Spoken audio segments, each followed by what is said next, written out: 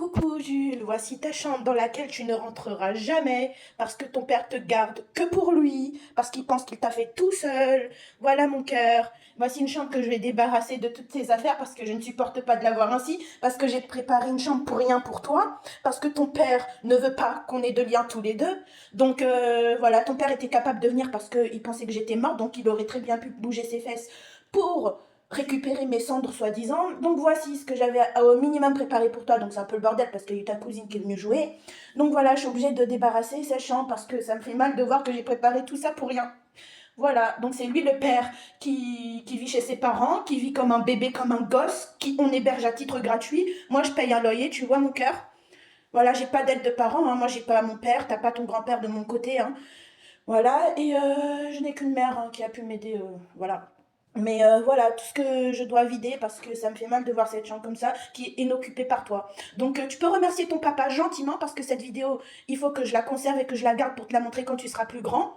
Sauf si un jour ton papa décide de te ramener pour un jour que tu puisses profiter ne serait-ce que d'une nuit, hein, puisque dans le jugement, il y a écrit sauf meilleure entente des deux parties, que je vais bien souligner pour que tu lises quand tu seras plus grand, hein. Il n'y a pas de souci si vers 10, 12 ans tu veux retourner vivre chez maman, je te prends un avocat pour que tu te défendes mon fils face à papa, pour que tu puisses vraiment te rebeller contre lui, parce que c'est pas normal que papa puisse essayer encore une fois de te tourner le cerveau, tu vois. À toi de faire ton propre avis, j'attends que tu aies l'âge de pouvoir choisir de toi-même. Et encore, on ne sait pas, avec ces juges corrompus, ils peuvent dire que tu peut-être en conflit de loyauté, hein, tu vois ce que je veux dire, tu sais ce que ça veut dire, conflit de loyauté, eh bien ça veut dire que tu peux pas choisir de toi-même. Donc un jour on va te prendre pour un con, mon fils. Donc voilà, j'ai une chambre d'enfant à donner, garçon. Voilà, je donne tout ça gratuitement. Je donne tout ça gratuitement. Si quelqu'un est dans le besoin, n'hésitez pas, j'étais sur Évreux dans le 27. Vous pouvez me contacter en message privé. Voilà, j'ai bâti tout ça pour rien, pour mon fils. C'est moi qu'on traite de fragile psychologique, de tout. Ça m'étonne pas à tel point où je sais que mon fils est loin de moi. Et on veut que je saute de joie, que je sois bien mentalement. De savoir que mon fils soit loin, en fait, c'est ça. Je dois me réjouir, je dois quoi? Je dois faire quoi? Je dois faire quoi dans ces moments-là? Être contente, satisfaite que mon fils soit loin? Ou je dois être dépitée de l'intérieur? Il n'y a pas longtemps, je vous assure que j'ai vu la mort. J'ai essayé de mourir, mais je crois que Dieu m'a fait une telle grâce d'être encore vivante. Et je sais qu'au final, les gens comme le père de mon fils ne méritent pas que je me foute en l'air. Je te promets, Jules, que je vais avancer, que je vais faire ma vie. Mais je crois pas que ce sera en France, ma vie. Je crois pas. J'irai en Afrique, peu importe, j'irai dans mon pays d'origine parce qu'ici en France, on prend les enfants d'origine étrangère et on renvoie les étrangers dans leur pays d'origine. Tu sais, je suis pas née en France. Je vais demander à ce qu'on m'OQTF immédiatement parce que en France, on blâme les étrangers, comme ton grand-père paternel Serge Broquerie, qui déteste les personnes d'origine arabe, ce qui fait défaut avec ma tête, hein. Sache que c'est aussi tes origines, mon cœur. Donc voilà, donc on prend les enfants, on exploite les personnes d'origine étrangère et puis on vole leurs enfants, tu vois. Tout ça, c'est une exploitation et il faut te rendre compte également, et ça, je te le dis. Et ton papa, tu pourras lui demander, est-ce qu'une fois il a pensé à te ramener pour simplifier la vie à ta cousine Kaidi, tu sais, qui est noire de peau, hein. Tu verras bien la différence entre Arthur et Kaidi, hein. Tu verras bien la différence. Et là, je te demande bien de vraiment d'y réfléchir et d'y penser. Donc ce sera ta cousine noire de couleur de peau de faire tout un trajet pour te voir.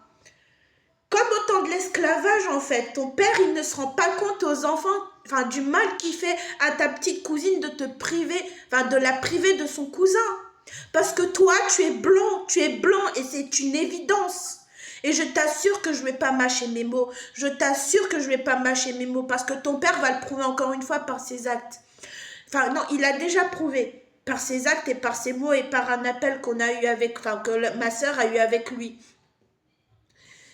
Je t'assure que ça fait froid dans le dos. Ton père était capable de venir se déplacer pour que vous vous voyiez, toi et ta cousine Kaidi, pensant que j'étais morte et qu'il y avait mes cendres à récupérer.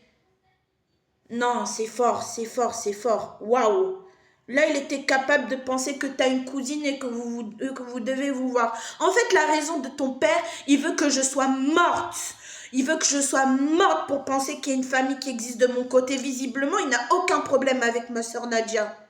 Visiblement, aucun danger, rien. Non, il fallait qu'il apprenne que je sois morte. Tu sais, ça m'a tellement travaillé que j'essaie vraiment de mettre fin à mes jours. Mais j'ai vu Dieu, j'ai vu sa lumière, je t'assure que ça ne vaut pas le coup. Je vais pas bloquer ma vie juste pour t'attendre. Je t'assure que je vais continuer. Tu auras peut-être des demi-frères, des demi-sœurs. Voilà, j'aurai un homme qui va me respecter. J'aurai un homme avec qui on va s'engager à vie. Parce que tu vois, je pense que à ce stade-là, les païens, c'est des gens faibles. Comme ton père, il divorce, enfin, il se sépare parce qu'ils sont des hommes faibles. Ils savent pas supporter la femme. Et je crois qu'un chrétien, c'est un homme fort. Pourquoi? Parce qu'il sait ce que c'est un engagement, pas comme ton père qui va courir vers ta mère.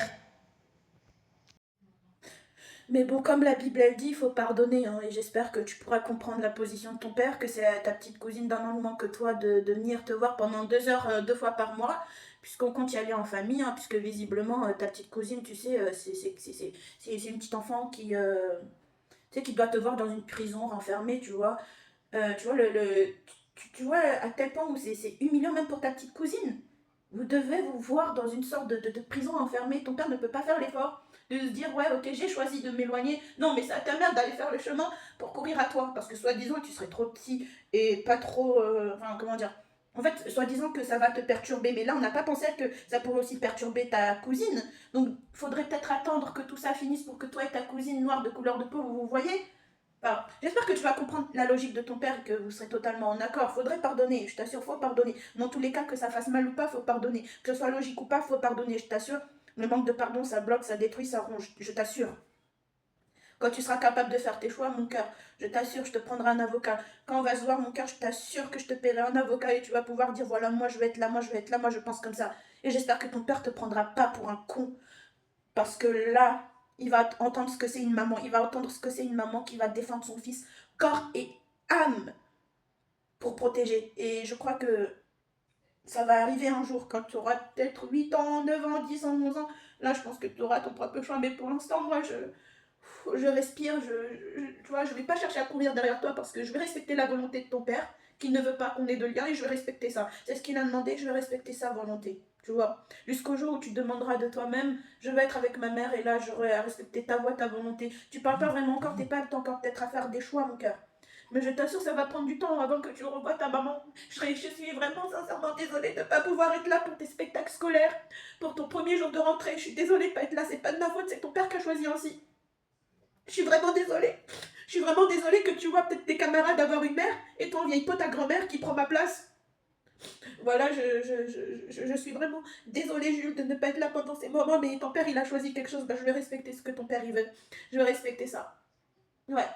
Il a choisi la distance. J'aurais proposé à ton père qu'il faudrait peut-être qu'on choisisse la proximité, mais il doit dépendre de sa mère. Il ne sait pas faire autrement que de dépendre de sa mère. Parce que c'est gratuit d'être chez sa mère, il ne paye pas de loyer, il n'y a pas de contribution. Voilà, en plus, il est aidé à subvenir à tes besoins, tandis que moi, tu vois, j'ai même pas de père. Je dois subvenir à mes propres besoins de façon autonome, tu vois. Et c'est moi qui ai un déséquilibre mental, tu vois. Enfin, c'est le monde à l'envers, bref. Je suis désolée pour tout ça, Jules. J'ai essayé de faire du mieux que je peux, mais nous sommes dans une France très corrompue où je pense que soit t'es blanc de souche et tu as gain de cause, ou soit tu peux corrompre une justice et t'as gain de cause, tu vois. Mais moi, je fonctionne pas dans la corruption, le mensonge ou la manipulation, je fonctionne pas comme ça. Mais par contre, il y a quelque chose où ma soeur m'a aidé à voir et à démanteler quelque chose, une vérité. En fait, ton père veut vraiment que je sois morte pour que. En fait, pour qu'il se déplace, pour qu'il sache que t'as une cousine. Non, mais tu te rends compte à ce point-là? Non, je suis fière de ton père. Non, alors là, je suis fière. Je suis très très fière. Waouh. Je vais écrire un livre, je vais faire un film qui va peut-être passer dans tous les cinémas. J'en sais rien, mais wouh. C'est fort, mais c'est très très fort de la part de ton père. Très fort. Waouh.